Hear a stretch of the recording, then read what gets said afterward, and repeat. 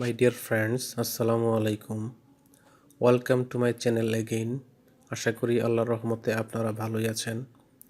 বন্ধুগণ, আজকে আমরা মারাত্মক চর্মরোগ যেমন দাউদ, একজিমা, ফাঙ্গাল বা ছত্রাকজনিত রোগ, ব্যাকটেরিয়াজনিত রোগ, চুলকানি, ত্বকের দাগ ইত্যাদি সমস্যা এবং এর সমাধান সম্পর্কে আলোকপাত করার চেষ্টা করব।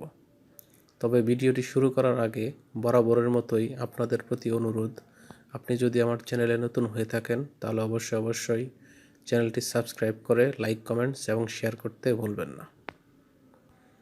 ডিয়ার অডিয়েন্স, আমরা বিভিন্ন সময়ে বিভিন্ন ধরনের চর্মরোগ, বিশেষ করে দাউদ, একজিমা, ফাঙ্গাল বা ছত্রাকজনিত রোগ, ব্যাকটেরিয়াজনিত রোগ, চুলকানি, ত্বকের দাগ ইত্যাদি রোগে আক্রান্ত হয়ে মানবেতর জীবনযাপন করে থাকি।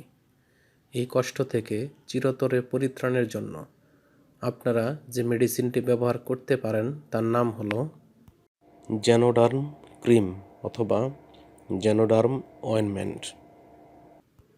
এটির গ্রুপ বা জেনেরিক নেম হলো তিনটি, যেমন প্রথমটি হলো ক্লোবিটাসল প্রোপিওনেট, যেটির মাত্রা 0.5 মিলিগ্রাম এবং এটি দাউদ বা একজিমার চিকিৎসায় ব্যবহৃত হয়।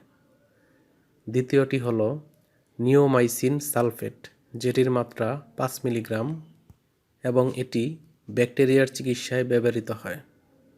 তৃতীয়টি হলো নিস্টাসিন, যেটির মাত্রা 1,00,000 IU এবং এটি অ্যান্টিফাঙ্গাল চিকিৎসায় ব্যবহার করা হয়ে থাকে।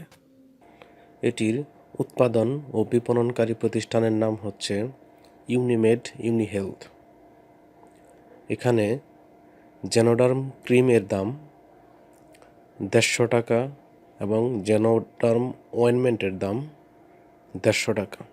ব্যবহারের নিয়ম: এটি ব্যবহারের নিয়ম হলো যাদের বয়স 2 বছর বা তার নিচে তারা এটি ব্যবহার করতে পারবে না। অন্যদিকে যাদের বয়স 2 বছর বা তার ঊর্ধ্বে তারা আক্রান্ত স্থান পানি দিয়ে ধৌত করতে হবে এবং শুকানোর পর মসৃণভাবে দিনে 2 বার প্রয়োগ করতে হবে এবং এটির চিকিৎসা সর্বোচ্চ 4 সপ্তাহের মধ্যে সীমাবদ্ধ রাখতে হবে। এই মেডিসিনটির কিছু সাইড এফেক্টস বা পার্শ্ব প্রতিক্রিয়া রয়েছে, যেমন ত্বক পাতলাকরণ, ত্বকীয় রক্তনালীগুলোর প্রসারণ, জ্বালাপোড়া বা যন্ত্রণা এবং চুলকানি হতে পারে।